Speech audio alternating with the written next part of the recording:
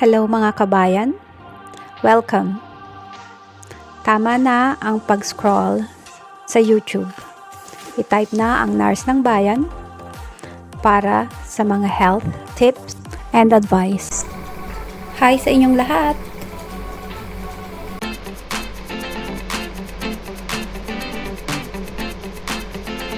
Ang paksa natin ngayon ay isang bagay na maaaring magligtas ng buhay, lalo na dito sa Pilipinas.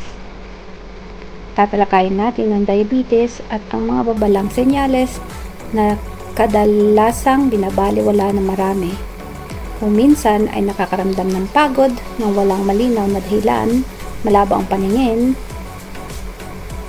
o napansin mo bang kakaibang pagbabago sa iyong katawan? Manatili ka sa video na ito, baka may matutunan kang mahalagang impormasyon tungkol sa iyong kalusugan. Bakit ito mahalaga?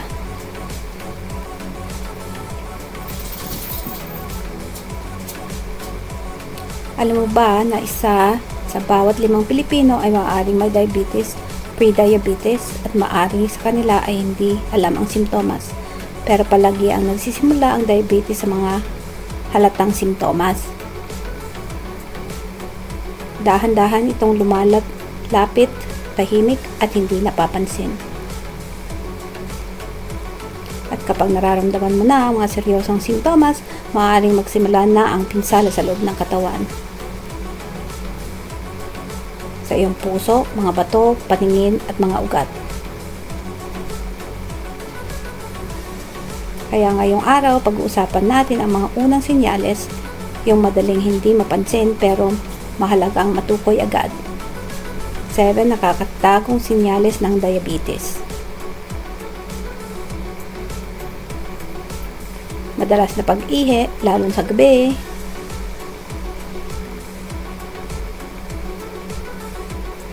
Kung ikaw ay nagigising para umihi ng higit sa 1 o 2 beses, maaaring sinusubukan ng katawan mong ilabas ang sobrang asukal. Pangalawa, matinding pagkauhaw.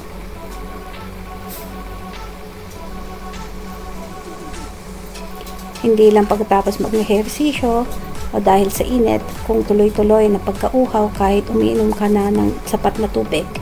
Pangatlo, hindi maipaliwanag na pagbabawas ng timbang. Kumakain ka ng normal pero patuloy pa rin nababawasan ng timbang mo.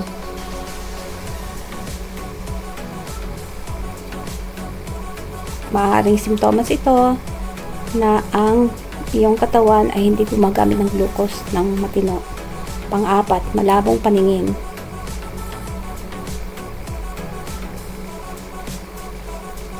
Ang mataas na blood sugar ay nakakaapekto sa likido sa iyong mga mata. Kung biglang nagbago ang iyong paningin, huwag mo itong baliwalain. Pang-5, pamamaga o parang may tusok-tusok sa mga kamay o paa. Ito ay senyales ng pinsala sa ugat at kadalasang nagsisimula ito ng hindi halata. Pang-6, mabagal na paggaling ng mga sugat.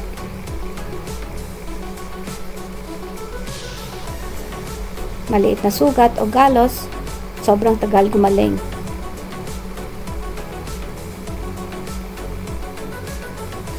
Iyan ang mga babala.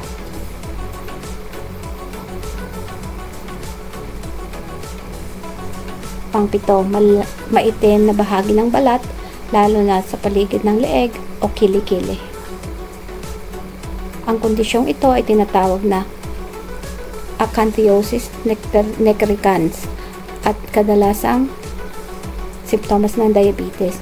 Bakit hindi napapansin ng mga Pilipino ang mga senyales na ito? Sa kulturang Pilipino, madalas nating sabihin ang pagod lang yan o normal yan sa edad.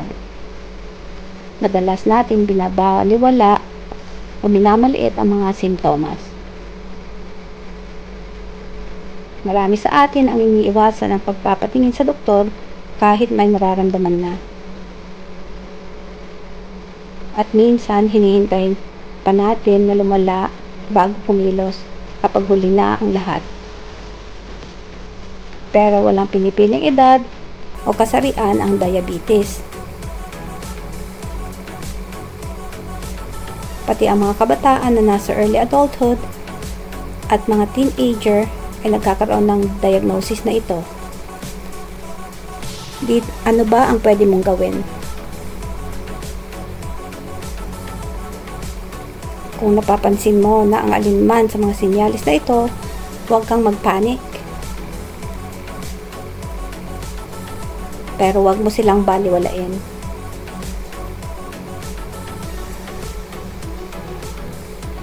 Ito ang mga pwede mong gawin.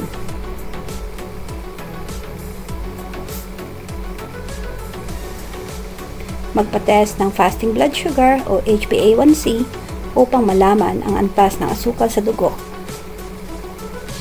Simulan mong kumain ng mas maraming buong pagkain, bawasan ng asukal at mga processed na merienda. Galawin ang katawan kahit 30 minutong paglalakad araw-araw ay malaki na ang matutulong. Matulog ng maayos at alagaan ang iyong emosyon at emotional stress. Umonsulta sa doktor, ang maagang pagsusuri ay makakaiwas sa mga komplikasyon. Tandaan, kayang-kaya mong kontrolin ang diabetes pero kailangan mo itong matuklasan ng maaga. Kung nakatulong sa iyo ang video na ito, paki-like, share at subscribe para sa mas marami pang content tungkol sa kalusugan at kaalaman. Mag-comment sa ibaba kung naranasan mo ang mga alinmang sa senyales na ito. Alagaan ang iyong kalusugan at magkita-kita tayo sa susunod na video. Salamat mga kabayan, till next time!